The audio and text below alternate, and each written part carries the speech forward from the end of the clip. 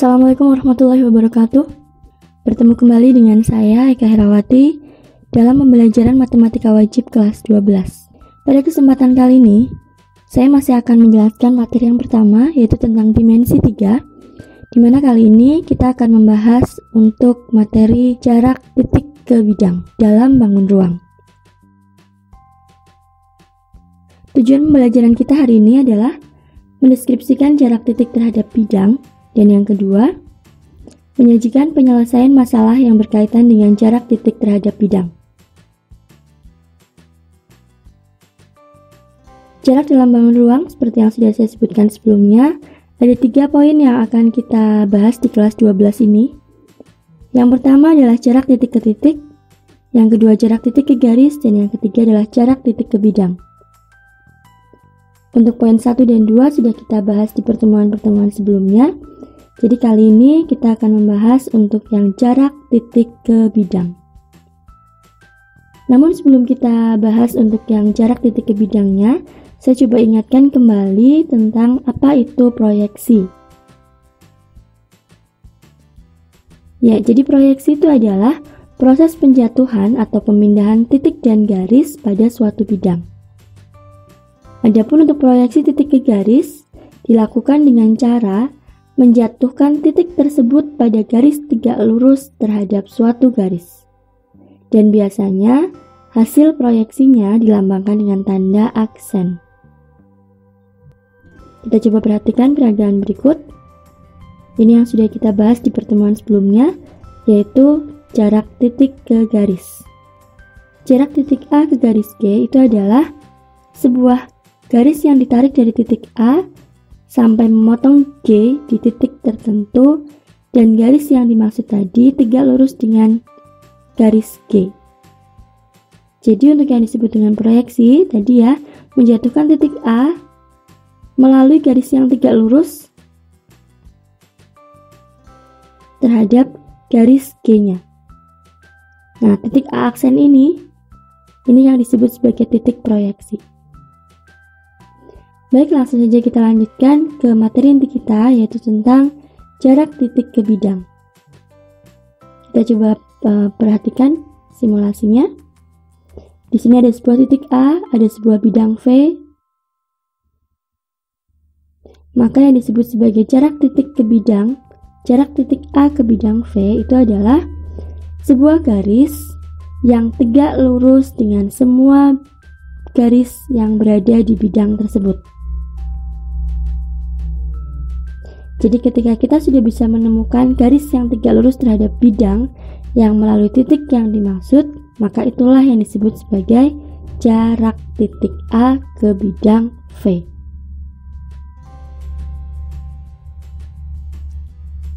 Kalau kita perhatikan langkah-langkahnya, sebenarnya ini saling berkesinambungan. Kenapa saya tadi sebutkan di awal bahwa 2 materi yang sudah kita pelajari sebelumnya itu merupakan materi prasyarat. Perhatikan di sini. Jarak dari titik A ke bidang V atau yang disebut dengan jarak titik ke bidang itu dapat kita katakan sama aja mencari jarak dari titik A ke jarak dari titik A ke garis yang berada di bidang V tersebut. Dalam hal ini jarak titik A ke garis O atau jarak titik A ke garis M.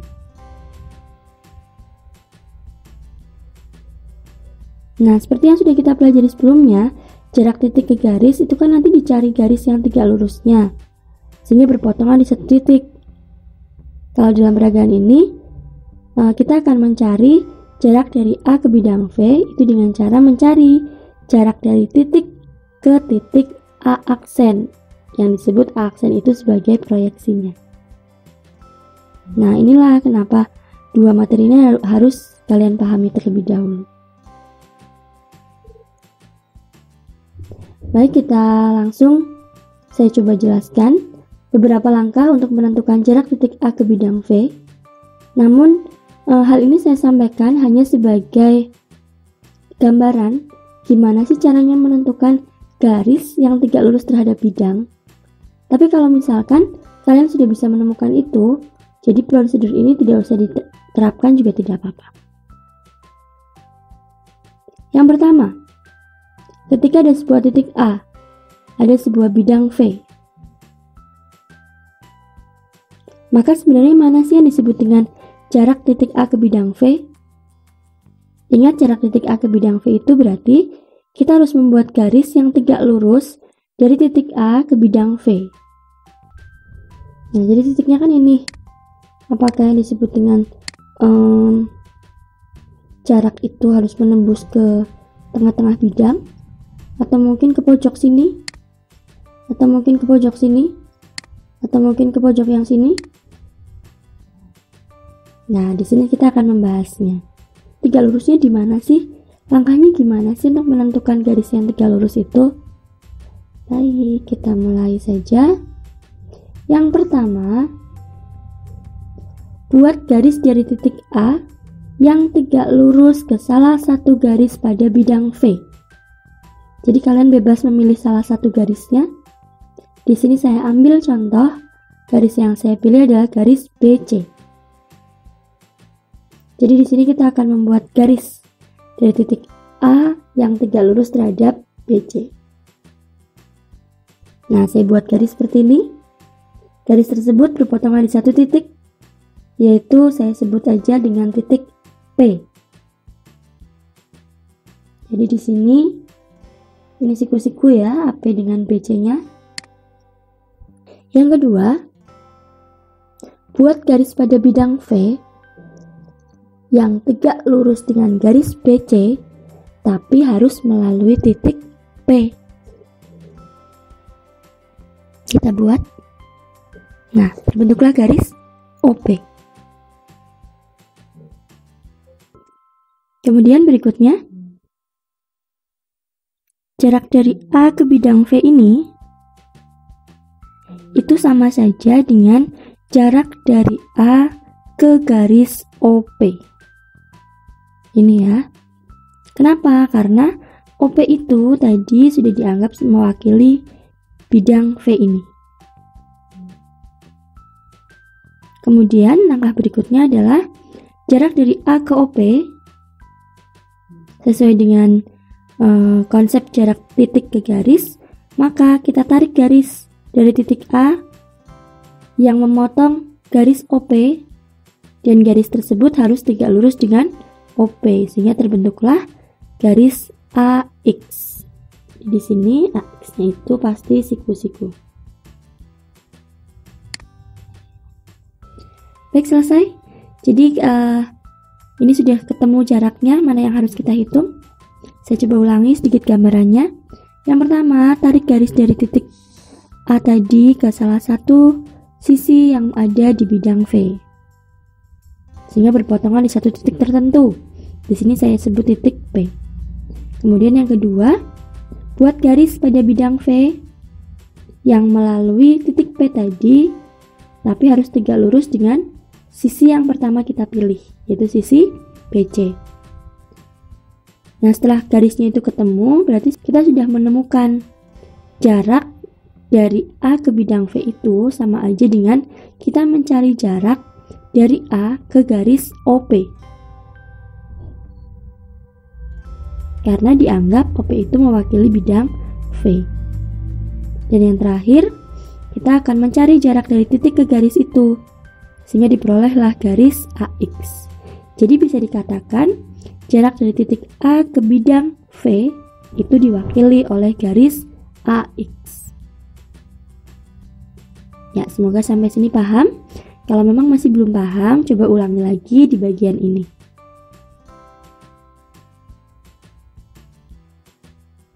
Ya, sekarang kita coba praktekkan ke contoh soal dalam bangun ruangnya.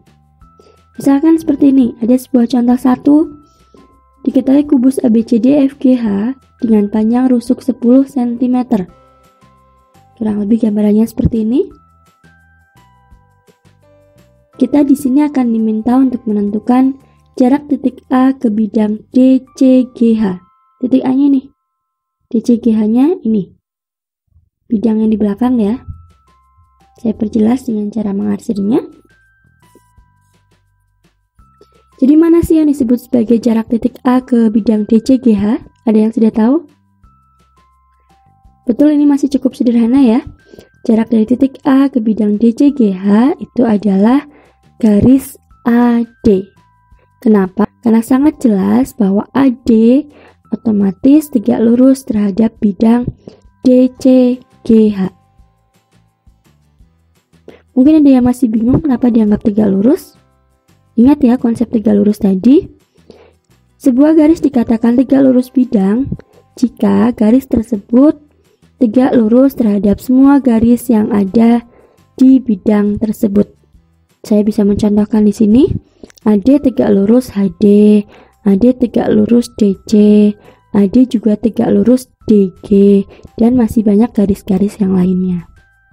Baik, berarti di sini panjang AD-nya adalah 10 cm karena AD merupakan rusuk kubus. Ya, jadi bisa disimpulkan di sini bahwa jarak A ke DCGH itu diwakili oleh garis AD. Panjangnya adalah 10 cm. Contoh soal yang kedua. Masih kubus yang sama. Kita diminta untuk mencari jarak titik A ke BDHF. BDHF ini merupakan bidang diagonal. Ini pun juga sama. Cara mencari jarak titik A ke bidang BDHF-nya adalah kita tarik aja garis yang tegak lurus dengan bidang itu. Di mana posisinya? Bisa kita lihat di sini, BD merupakan salah satu diagonal sisi alas, yaitu sisi ABCD, di mana BD merupakan diagonal, sehingga BD pastinya tegak lurus dengan AC. Maka jelas AC tegak lurus dengan bidang BDHF. Karena yang diminta hanya sampai bidang BDHF, maka jarak A ke BDHF bisa diwakili dengan garis AP, di mana AP itu merupakan setengah dari diagonal sisi AC. Sehingga dapat dituliskan setengah kali 10 akar 2, maka nilainya adalah 5 akar 2 cm.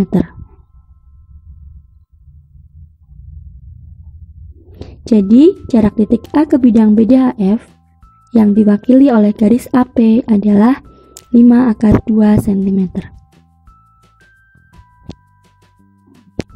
Baik, kita lanjutkan ke contoh soal yang ketiga. Nah, di sini agak sedikit berbeda. Saya coba contohkan untuk yang limas. Limas segi 4 beraturan TABCD dengan panjang AB-nya 8 cm dan TA-nya adalah 12 cm. Kurang lebih gambarannya seperti ini ya. Kalau AB 8, berarti otomatis BC, CD, dan DA adalah 8 cm juga. Itu yang perlu kalian ingat. Dan TA ini disebut sebagai rusuk tegak. TB juga, TC, dan juga TD. Itu memiliki panjang yang sama. Di sini kita diminta untuk menentukan jarak titik T ke bidang ABCD. T itu merupakan puncak, ABCD itu merupakan alas. Kalau ini cukup mudah ya. Karena ini adalah 5 segi 4 beraturan, maka jelas jarak dari puncak ke bidang alas itu merupakan tinggi limas. Ya, di sini kita sebut sebagai TP, di mana P merupakan titik pusat bidang alas atau titik potong diagonal sisi alasnya. Nah, inilah nanti yang akan kita cari. TP. Baik, kita mulai saja menghitung panjang TP-nya. Saya coba buat bidang bantuan, yaitu bidang TAC. Saya keluarkan bidangnya seperti ini.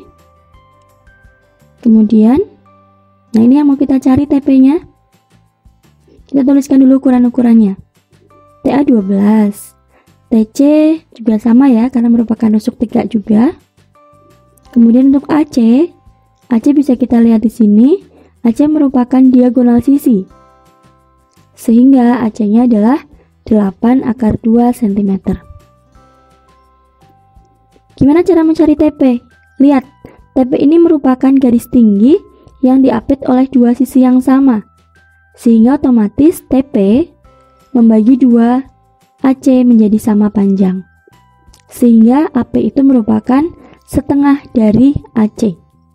Setengah dari 8 akar 2 berarti nilainya adalah 4 akar 2 cm. Nah, di sini ya. Nah, langsung saja kita cari panjang TP-nya dengan menggunakan konsep Pythagoras.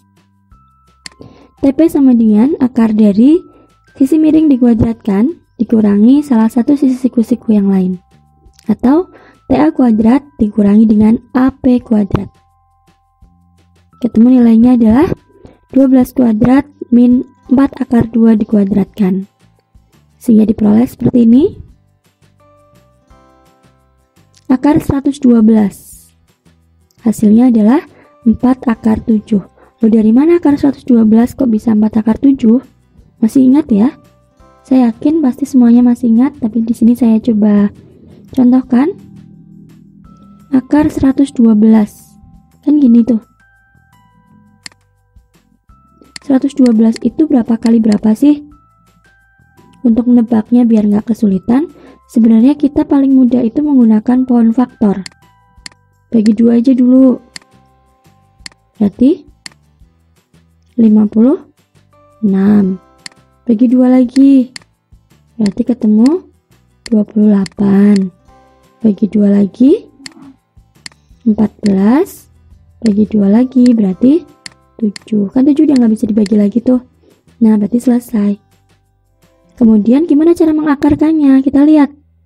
Di sini kan ada yang kembar. Cari yang kembar. Oh, ini kembar. Berarti kita ambil cukup 1 aja. 2. Oh, ini kembar juga. Berarti kita ambil 1 juga. Nah, yang ini yang kembar-kembar tadi kita kalikan. 2 kali 2 berarti 4. Yang nggak ada temennya itu berarti yang masih di dalam akar.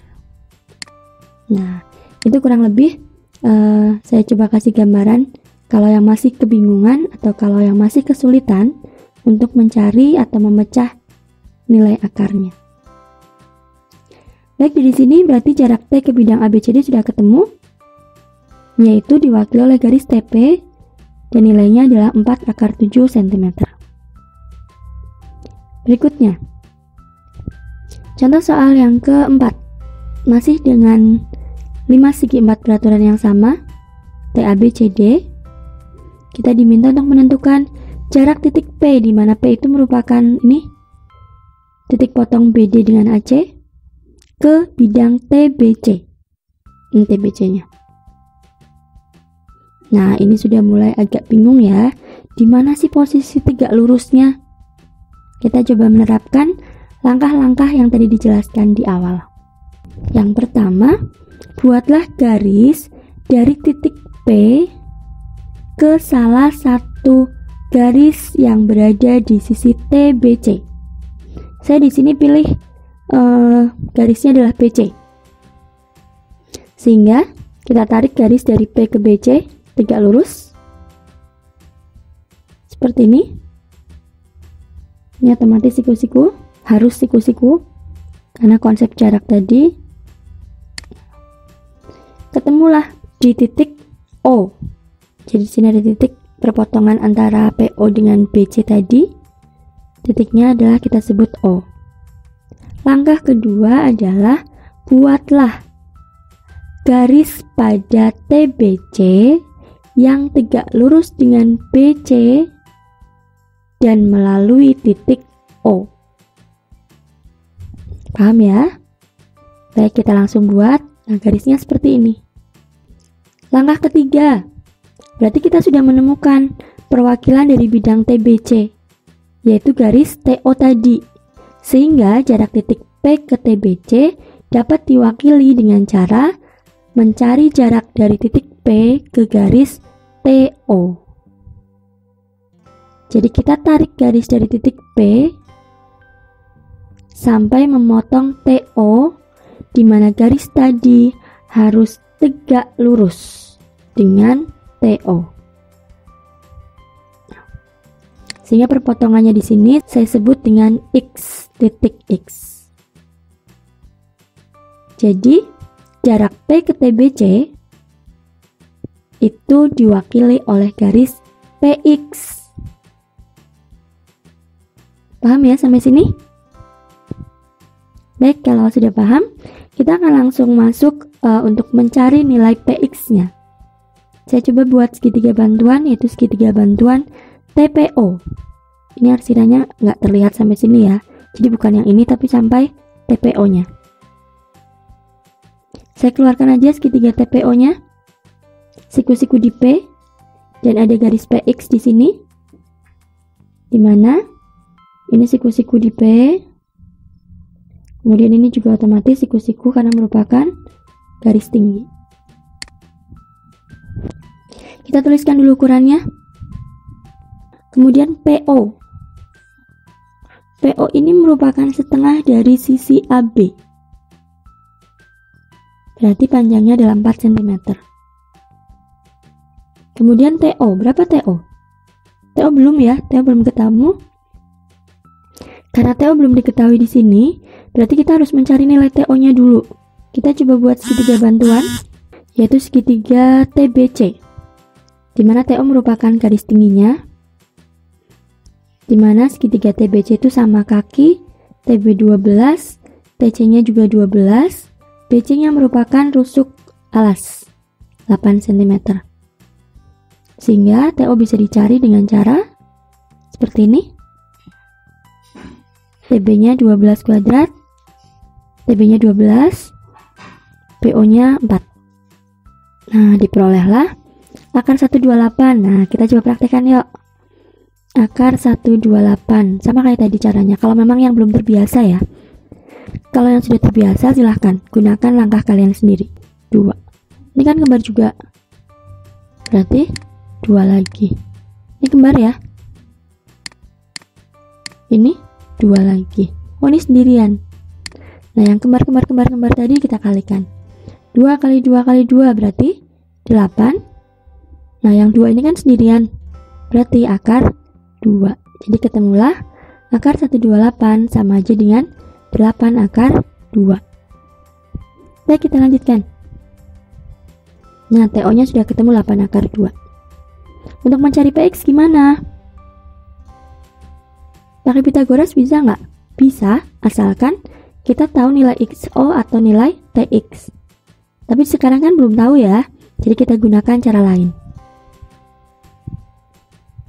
Di sini lihat, kita gunakan persamaan luas, di mana luas segitiga TPO dapat dicari dengan menggunakan setengah kali TO kali PX. Kalau TO-nya dianggap alas, PX-nya dianggap sebagai tinggi.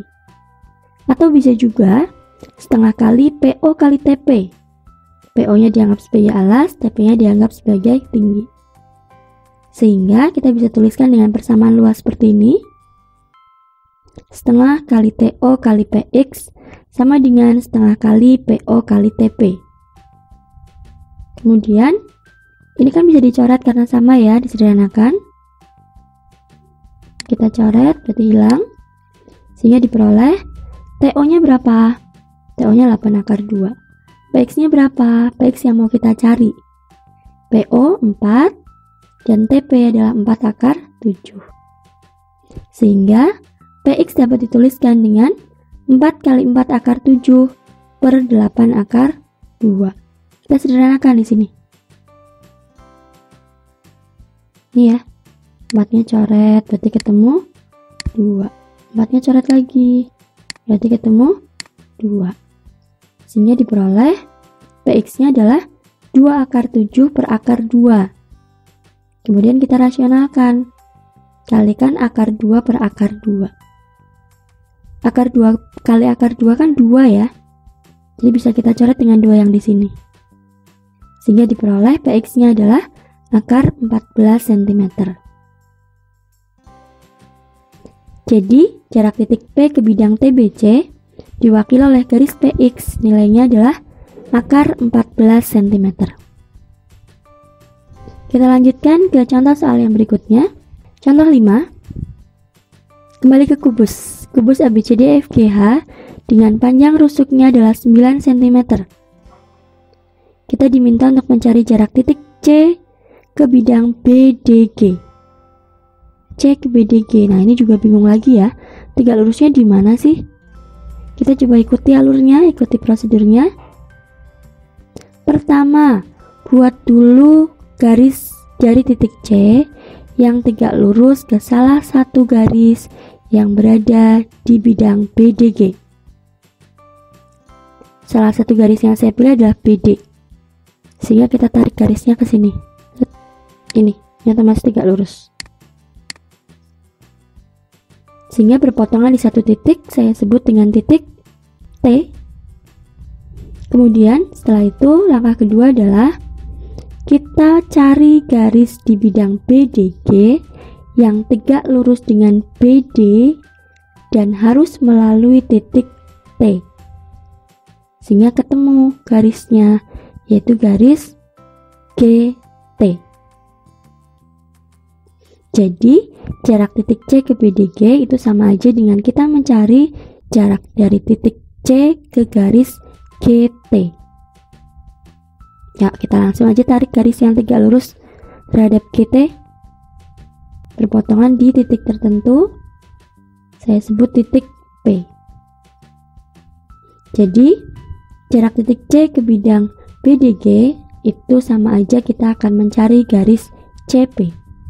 Kita mulai saja untuk mencari CP-nya. Saya keluarkan segitiga bantuannya, yaitu segitiga bantuan TCG. Seperti ini. Kita buat garis yang mau kita cari. Ini siku-siku ya. TCG berarti siku-siku di C, dan ini juga siku-siku. Kita tuliskan ukurannya TC. TC itu kan setengah diagonal sisi. Padahal di sini rusuknya kan 9. Diagonal sisinya itu kan berarti AC-nya itu kan berarti 9 akar 2. Karena TC itu setengah dari AC, maka di sini setengah dikali 9 akar 2, sehingga diperoleh 9/2 akar 2. Berikutnya, GC merupakan rusuk kubus, sehingga nilainya adalah 9. Dan TG, kita coba cari di sini. TG itu kan sisi miring dari segitiga TCG ini, berarti 9 kuadrat ditambah dengan 9/2 akar 2 kuadrat. Jadi tambah gini ya, kita samakan penyebut.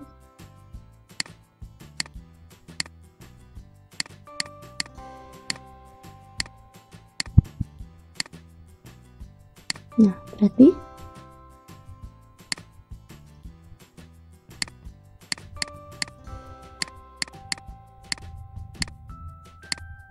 akarnya 81 itu kan 9. Akarnya 4 berarti 2. Ini kan nggak bisa ya. Nah, prosesnya dari sini. Jadi ketemu TG-nya adalah 9/2 akar 6. Berikutnya, untuk mencari CP berarti gimana? Masih sama, kita gunakan juga persamaan luas.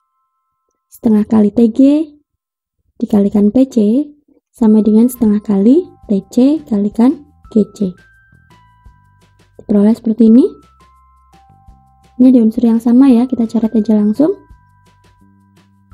Ini sama. Sehingga diperoleh PC-nya adalah 9 akar 2 per akar 6. Kemudian kita ini sederhanakan. Ini akar 2 dengan akar 6 bisa dicoret. Ya, di sini akar 3. Baru dituliskan 9 per akar 3. Kita rasionalkan, kalikan akar 3 per akar 3, sehingga diperoleh akar 3 kali akar 3 itu kan 3. 3-nya coret dengan 9, sehingga ketemunya adalah 3 akar 3 cm. Jadi, jarak titik C ke bidang BDG adalah PC, yaitu 3 akar 3 cm. Itu kurang lebih untuk contoh-contoh soalnya. Sekali lagi, matematika tidak hanya bisa dilihat tayangan penjelasannya saja, tapi coba kalian langsung praktekkan di buku catatan kalian. Kalau memang masih belum paham, silahkan ulang-ulang terus di bagian yang kalian masih bingung. Kalau memang masih ada yang belum paham, silahkan kita buka di forum Teams kita. Silahkan tanyakan di situ agar nanti teman-temannya juga ikut belajar. Atau kalau memang sungkan, silahkan boleh japri langsung ke saya. Nanti setelah 5 contoh soal ini paham, kalian bisa melatih kemampuan kalian dengan cara mengerjakan 3 soal ini. Kerjakan di buku kalian seperti biasa, kemudian difoto atau di-scan, lampirkan di tugas yang sudah saya sediakan. Itu dulu penjelasan saya untuk materi kali ini. Mohon maaf jika banyak sekali kekurangan. Terima kasih sudah menonton sampai selesai. Saya akhiri. Wassalamualaikum warahmatullahi wabarakatuh.